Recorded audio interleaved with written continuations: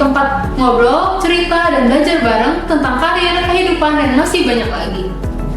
Di usia 20 tahunan ini, kita semua tahu bahwa usia 20 tahunan merupakan masa paling menentukan sekaligus paling membingungkan bagi kita. Kita sering bertanya kepada diri kita sendiri, aku ini sebenarnya siapa sih? Kenapa kayaknya orang-orang udah pada tahu tujuan hidup mereka, sedangkan aku belum? Kalau kamu merasa relate, kamu berada di tempat yang tepat. Hari ini kita akan ngobrol dengan seseorang yang luar biasa dan sangat inspiratif. Beliau adalah mahasiswa berprestasi dan pegiat pengembangan diri. Mari kita sambut Kak Nurinda Fajarini.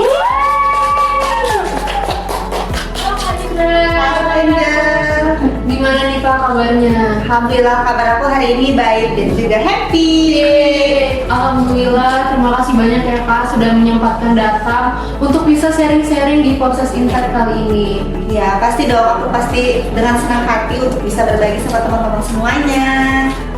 Silahkan Kak untuk memperkenalkan dirinya, latar belakang, dan apa sih kesibukannya sekarang? Oke. Halo teman-teman semua, teman-teman dari Forest Society, kenalin nama aku Nurinda Fajarini. Aku biasanya dipanggil Kak Indah atau Indah atau siapapun itu, bebas deh gimana teman-teman mau manggil aku siapa gitu, senyamannya aja gitu. Nah, sekarang aku ini adalah mahasiswa semester 8 di jurusan Ilmu Keluarga dan Konsumen. Jadi dari Fakultas Ekologi Manusia angkatan 58 gitu. Kalau misalkan ditanya sekarang kesibukannya apa? Ya semester 8 lagi sibuknya tugas akhir ya teman-teman, lagi sibuknya skripsian, lagi sibuknya gimana ini menyelesaikan mengenai tugas akhir yang lagi dikerjakan ini gitu, dan juga kejar-kejaran sama ini kita harus cepet selesai nih biar lulusnya tepat waktu. Itu mungkin kesibukan aku. Wah Kak Indah ini pakai lengkap ya teman-teman, produktif, reflektif, dan pasti tetap rendah hati ya Kak. Amin. Kak, banyak banget nih teman-teman kita termasuk aku yang pernah ngerasa ya kosong aja gitu, kayak capek banyak ikut kegiatan, misalnya kakak-kakak tingkat akhir skripsinya nggak kelar-kelar. Terus teman-teman udah keliling-keliling dunia, tapi kita kayak nanya ke diri kita, aku ini sebenarnya ngapain sih? Nah, menurut kakak nih, kenapa sih banyak dari kita tuh sering ngerasa tersesat di usia 20 tahunan ini? Oke. Tadi kan kenapa ya kita sering ngerasa tersesat, bingung gitu di usia 20 tahunan gitu. Jadi kalau misalkan kita bedah nih usia 20 tahunan itu masuk ke dalam usia rentan quarter life crisis gitu teman-teman. Jadi quarter life crisis itu kondisi di mana kita itu merasa krisis identitas, khususnya pada emosionalnya gitu. Kita merasa kebingungan, kita merasa gak tahu arah mau kemana, kita merasa apakah ini adalah jalan yang sesuai dengan diri kita masing-masing gitu. Dan itu biasanya terjadi di dewasa awal gitu. Jadi dewasa awal itu suatu fase di mana ada beberapa teori yang menyebutkan dewasa awal itu dari usia 18 sampai 40 tahun. Ada yang menyebutkan dari 20 sampai 40 tahun. Namun yang perlu di-highlight sekarang ini adalah mereka yang sedang masa peralihan dari remaja ke dewasa awal yang betul-betul baru awal banget gitu loh. Nah itu disebutnya tuh sama energy adulthood gitu. Jadi suatu perpindahan atau transisi dari kita remaja akhir menuju ke dewasa awal. Itu biasanya terjadi itu di 18 sampai 25 tahun. Makanya nih tadi kalau Angel nanya kenapa ya Kak kita di usia 20 tahunan tuh sering ngerasa bingung, sering merasa tertinggal, merasa hampa, ya karena itu adalah salah satu tanda dari kita sudah memasuki quarter life crisis teman-teman di usia 20 tahun gitu. Kalau misalkan ditanya nih kayak kenapa sih bisa terjadi quarter life crisis, ya tadi ada beberapa faktor ya Angel. Jadi yang pertama karena tadi itu masa transisi yang sebelumnya kita itu istilahnya nggak ada tanggung jawab yang harus dipegang dengan besar, terus tiba-tiba masuk ke fase dewasa. Nah di fase dewasa ini ada banyak istilahnya itu apa ya, kayak ketentuan-ketentuan atau tanggung jawab yang harus kita ambil, keputusan yang harus kita ambil, dan itu tuh sangat berpengaruh dan juga berdampak ke masa depan kita nanti. Jadi kayak aduh ini bener gak ya yang aku ambil, bener gak ya jalurnya gitu. Jadi itu sangat wajar banget teman-teman karena ada masa transisi. Dan yang kedua di masa dewasa awal juga itu kita mulai memegang banyak peranan-peranan yang istilahnya tuh misalkan ada yang udah mulai jadi pekerja atau mungkin ada yang udah berkeluarga gitu, yang tadinya sebagai anak tiba-tiba dia jadi orang tua, tiba-tiba dia jadi suami atau jadi istri. Jadi ada peran yang sebelumnya dia belum pernah merasakan, tiba-tiba dia harus merasakannya gitu. Jadi itu beberapa faktor yang menyebabkan kenapa sih kita ngomong quarter life crisis khususnya pada usia 20 tahunan gitu, kayak ngerasa bingung dan gak tahu kan. Wah, aku setuju banget sih sama yang kakak bilang tentang faktor-faktor itu. Aku tuh kadang malah ngerasa kayak orang-orang bawa petanya masing-masing, sedangkan aku nggak bawa peta aku untuk mencari arah sendiri. Nah, kadang tuh kita tuh pengen ya ngertiin diri kita sendiri, Kak. Tapi bingung gitu, Kak, mulai dari mana ya? Nah, menurut kakak nih, gimana sih, Kak, caranya kita menggali potensi diri kita sendiri dan nilai diri kita sendiri? Pertanyaan yang bagus teman-teman, ketika ditanya apa sih potensi kita, seberapa jauh kita mengenal diri kita masing-masing gitu. Fun fact ya, jadi itu adalah fase yang aku alami juga gitu, dimana aku sendiri ketika masuk ke dunia perkuliahan gitu, di usia 18 hingga sekarang 22 tahun itu merasa ini aku tuh betul nggak ya yang aku ambil gitu, dan aku merasa belum mengenal diriku seutuhnya gitu. Aku belum tahu sebetulnya aku itu siapa, dan banyak hal-hal lainnya yang belum aku pelajari tentang diri sendiri. Jadi memang hal yang sangat bisa dibilang kayak ringan, sederhana, tapi ini tuh penting banget teman-teman. Apa? Itu mengenal diri kita sendiri. Jadi untuk bisa kita atau sebutannya self awareness, kita harus mengenal diri kita sendiri. Misalkan apa yang kita cari tahu kepribadian kita. Apakah kita kepribadiannya, mungkin kalau beberapa teori ada yang bilang introvert, extrovert gitu, itu bisa ngacu ke sana gitu, kayak oh sebenarnya diriku ini ada energinya itu ketika bertemu dengan banyak orang, berinteraksi dengan banyak orang, atau justru didapatkan ketika sendiri menyendiri gitu. Atau setelah cari tahu tentang kepribadian, mungkin tentang emosional kita itu seperti apa. Jadi oh ternyata kita itu, diriku ini ketika lagi ada masalah, ternyata aku cenderung untuk mengedepankan emosi dulu daripada logika, contohnya gitu. Jadi hal-hal yang kecil, yang sederhana, yang ada di diri kita itulah yang penting untuk kita catat, penting untuk kita ketahui. Dan setelah kita tahu bagaimana diri kita, terus tahu juga kepribadian kita seperti apa, tahu juga apa yang kita mau, bisa ke self discovery-nya atau lebih dalam gitu, pengenalan diri yang lebih dalam. Contohnya apa? Misal nih, kalau tadi hanya sebatas pada kepribadian diri, sekarang kita sudah mulai melibatkan arah itu mau kemana, tujuan kita ke depannya mau seperti apa gitu. Dan untuk bisa ke tahap seperti itu, bisa mendapatkan jawaban yang gong gitu seperti apa, memang butuh waktu, butuh proses gitu. Kalau misalkan dari aku sendiri, waktu itu untuk mencari jati diri gitu istilahnya, ya memang perlu mencoba berbanyak hal terlebih dahulu gitu. Nanti barulah ketika aku semester 2, semester 3, baru aku menemukan oh jati diriku ternyata ada pada yang sifatnya sosial, ada juga yang sifatnya ke arah bisnis. Jadi aku ternyata bukan yang ke arah apa gitu hal lainnya. Jadi untuk bisa ada di titik tersebut, memang kita perlu belajar terus dan cari tahu seperti itu. Nah Kak, kadang tuh kita sibuk banget nyenengin orang lain, sampai kita lupa mikirin aku ini maunya apa ya. Terus waktu kita tuh mulai mau mengenal diri kita sendiri, kita mulai bertanya, aku nih sebenarnya mau dianggap sebagai pribadi yang seperti apa ya? Menurut kakak nih, apakah ini sudah masuk tahap personal branding, Kak? Oke, kalau ditanya apakah itu sudah masuk ke tahap personal branding atau belum, mungkin lebih ke tahap awalnya banget gitu ya. Karena untuk betul-betul kita ada di tahap yang betul personal brandingnya, itu lebih kepada gimana sih pandangan orang, persepsi orang terhadap diri kita sendiri gitu. Kalau ini kan masih di tahap awal, ketika aku tuh maunya apa sih, aku tuh seperti apa sih orangnya, itu baru ke tadi yang self awareness atau self discovery-nya gitu. Nah, untuk bisa maju, untuk membrandingkan diri, nah itu barulah disebutnya personal branding gitu. Nah, kalau di personal branding sendiri, itu tadi kita cari tahu, atau istilahnya tuh kita perlu tahu persepsi orang tuh tentang diri kita itu seperti apa. Apakah oh ternyata Angel ini, misalnya Angel ini orangnya dia ternyata di kepenulisan ilmiah banget nih, ternyata dia sering banget nulis esai atau nulis KTI.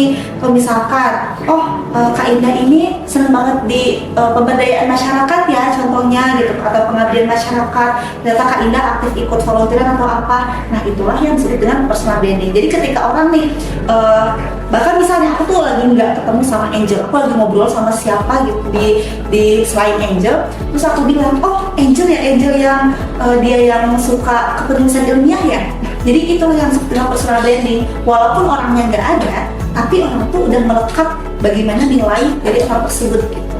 Kalau misalkan Nah Kak, kan biasanya tuh katanya punya IPK tinggi tuh nggak cukup ya Kak, tapi juga kita harus bisa nunjukin siapa diri kita dan apa yang kita bisa. Menurut Kakak, personal branding itu bukan pencitraan tapi pencerminan. Itu menurut Kakak gimana ya? aku setuju banget sih kalau personal branding bukan pencitraan tapi pencerminan gitu atau refleksi diri gitu. Jadi kalau boleh aku berpendapat gitu ya, aku melihatnya personal branding itu bukan sesuatu hal yang diada-adakan. Jadi kita harus menerima, kita harus jujur dan harus terima apa yang ada pada diri kita sendiri gitu. Nantinya ketika kita sudah mulai istilahnya tadi kan di tahap yang tahu mengenal diri sendiri, tahu juga jati dirinya seperti apa, arah hidupnya mau kemana. Nah nanti orang udah mulai tahu kita tuh orangnya seperti apa sih gitu. Itulah yang istilahnya aku merasa penting banget untuk kita bisa dikenal oleh orang lain gitu. Karena tadi bukan hanya IPK tapi juga kita perlu ada keterampilan, skill-skill yang bisa ditunjukkan gitu. Karena kalau misalkan orang nggak tahu apa kelebihan kita, apa kemampuan kita, orang nggak bakal ada tuh yang istilahnya tuh memakai jasa kita gitu. Jadi sebisa mungkin kita tuh harus bisa nge-branding atau ngejual diri kita dengan apa yang kita punya, dengan potensi yang kita miliki juga gitu. Wah gitu ya Kak ternyata. Nah Kak, kalau misalnya kita udah mengenal diri kita sendiri, udah bangun branding, gimana sih Kak caranya kita dapetin kesempatan untuk melakukan berbagai hal? Misalnya kita mau cari beasiswa, mau dapetin magang, dan misalnya nanti kita pengen kerja di tempat impian kita. Oke, kalau misalkan kita udah tahu nih tadi apa potensi kita, apa kelebihan kita, apa hal yang ingin kita tunjukkan gitu, ingin kita branding ke orang-orang.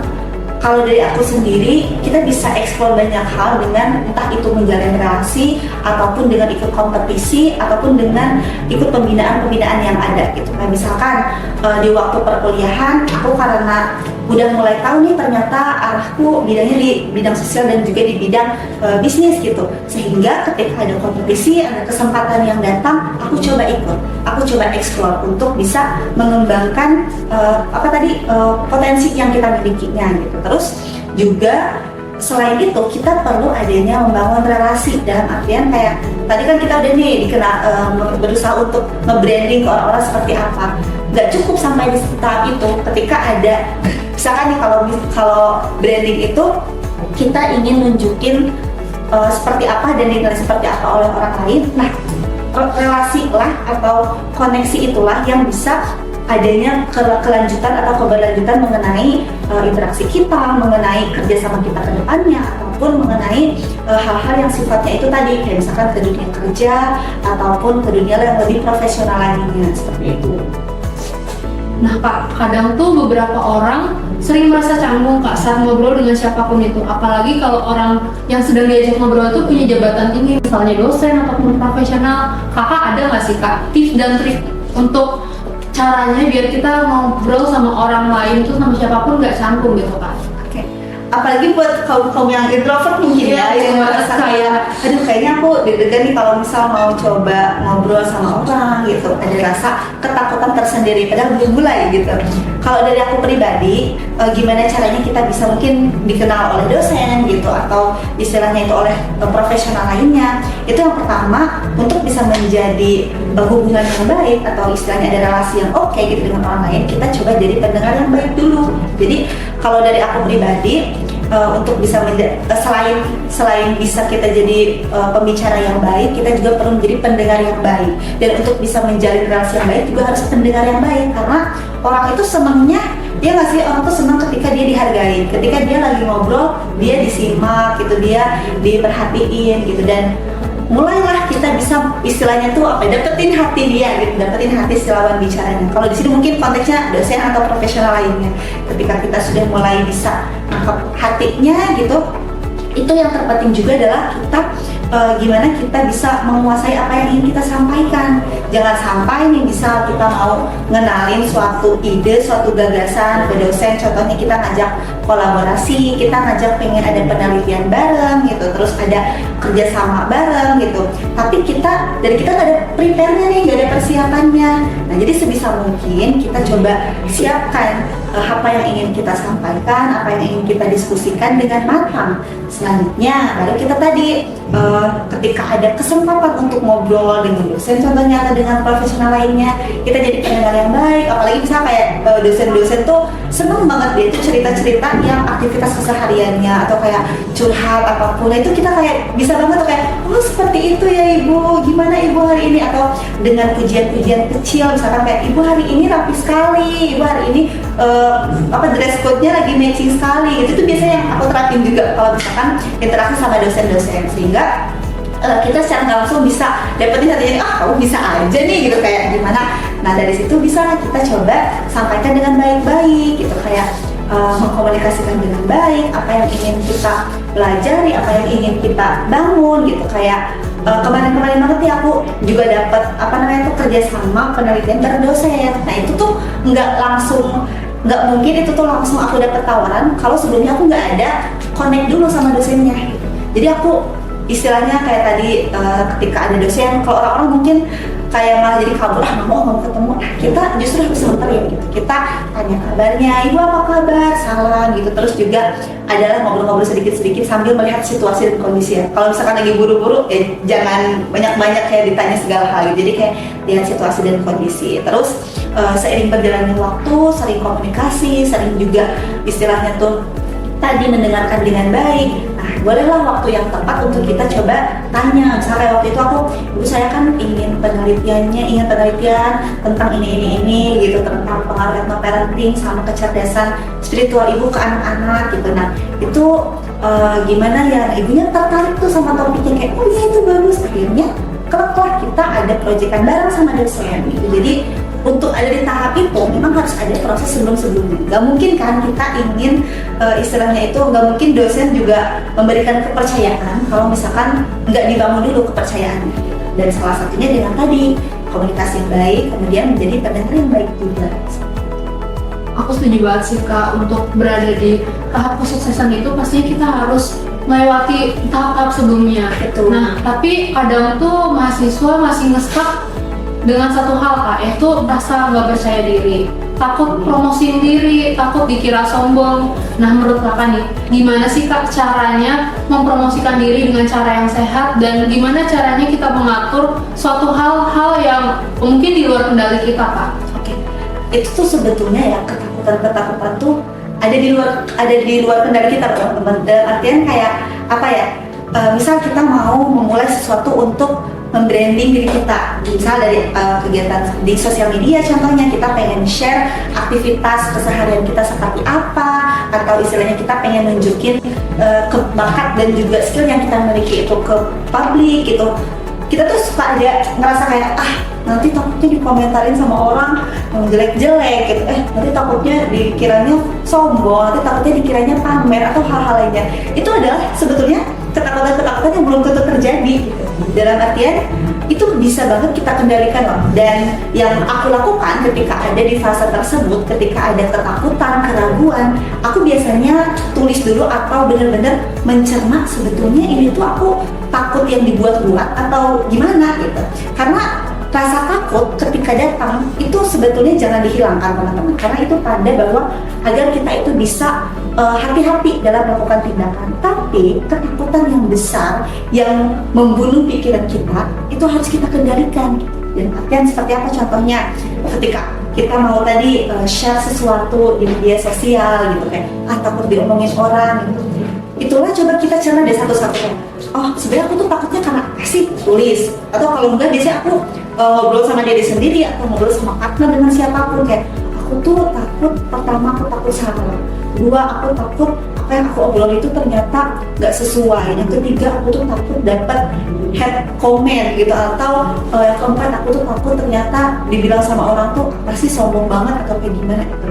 Padahal di sisi lain ada banyak orang-orang yang sebetulnya itu bisa jadi terinspirasi dengan apa yang kita lakukan, bisa jadi dia itu tergerak motivasinya karena melihat dari apa yang kita sebarluaskan, kebaikan-kebaikan. Jadi kalau menurutku ya teman-teman, istilahnya kalau di era sekarang banyak banget hal-hal buruk yang dengan tidak malunya diekspos ke media sosial, kenapa kita harus malu dan takut untuk mengekspos hal-hal baik di media sosial? Jadi kalau bisa ketika ini nih, keburukan-keburukan makin merajalela, kita coba tunjukkan lagi kebaikan-kebaikan yang semakin merajalela juga gitu, biar tertutup nih keburukan-keburukan dengan hal-hal yang baik juga, seperti itu. Wah, begitu ya Kak. Nah Kak, kan ada satu hal yang menurut aku paling penting, yaitu bertumbuh di tengah ketidakpastian. Apalagi dunia ini makin gak pasti gitu Kak rasanya. Terus manusia tuh seringkali merasakan kegagalan sehingga membuat manusia tuh kadang jatuhnya.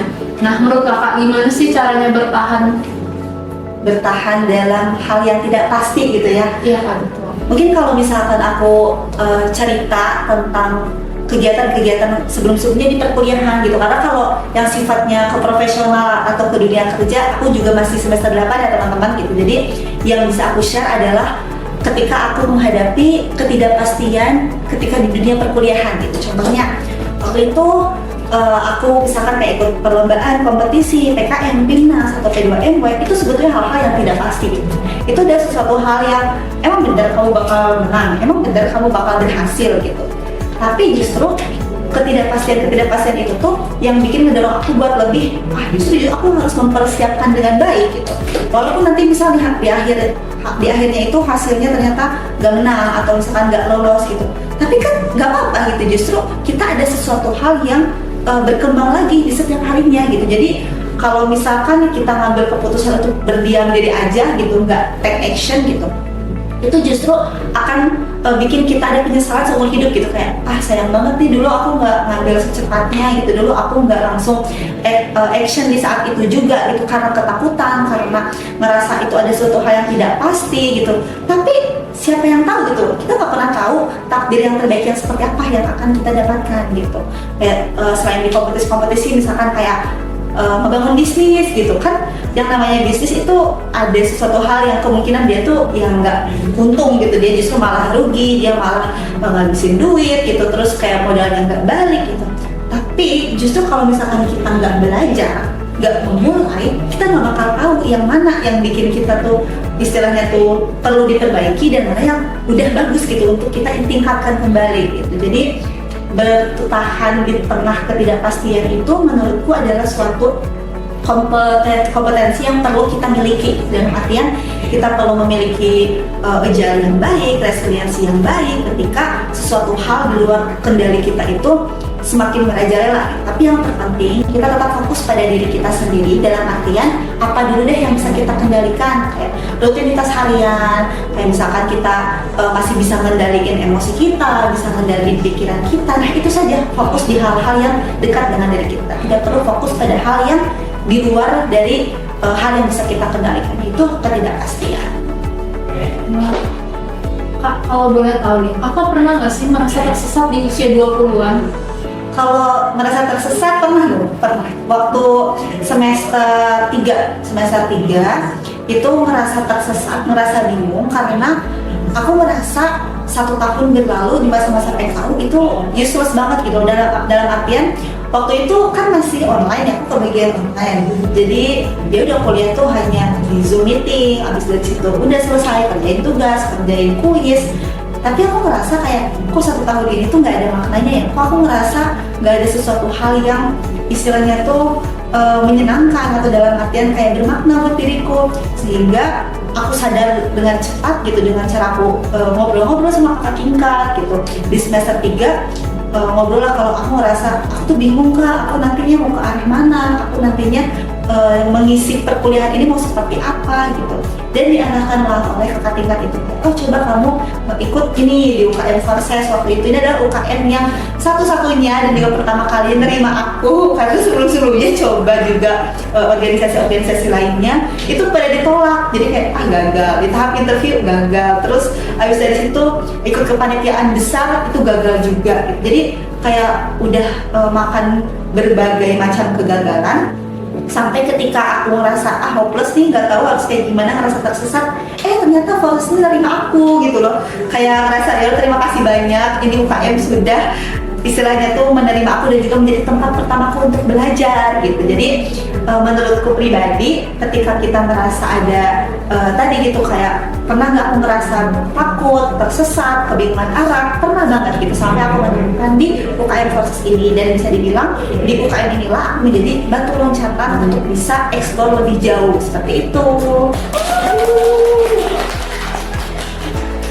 Berarti setelah merasakan kegagalan-kegagalan yang ada, berarti Kak Indah juga pastinya menemukan pelajaran ya Kak dari kegagalan itu. Betul. Pelajaran apa sih yang Kak dapatkan dari semua proses yang udah Kakak lewatin?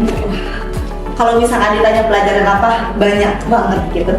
Tapi ada satu hal yang ingin aku sampaikan, mungkin ini juga ingin aku sampaikan ke teman-teman semua gitu, bahwa ketika kita mengalami kegagalan, itu menunjukkan kita sedang bertumbuh. Dan ketika kita melakukan kesalahan, itu menunjukkan kita sedang belajar.